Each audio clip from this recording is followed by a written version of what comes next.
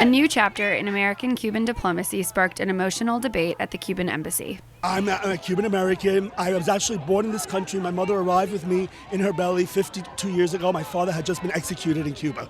The fact is, the matter is that the American government and the Cuban government have come to an agreement, but the people are not included in any of this. None of these people here who supposedly represent the Cuban government were never elected by their people.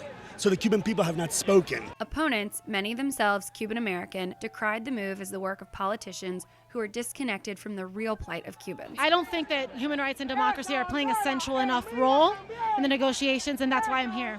I think this is positive, and I also think it's negative. Positive because then one day I can go see my family in Cuba, you never know.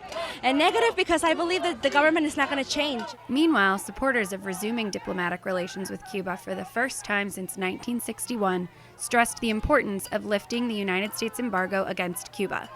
Bueno, la esperanza de Cuba era romper los 50 años de estrangulamiento político y económico de Estados Unidos. Estamos apoyando todos y nos sentimos muy alegres. Viva Cuba, viva el mundo popular. I'm very happy. I'm only hoping that the United States is going to give next step, which is ending the embargo against Cuba. It's a good thing for Cubans, and I think it's a very good thing for the United States, which is a country that I also love. I mean, this is above ideology. Some people want to make it about ideology. I completely disagree with that. This is not about ideology. This is two neighbors countries.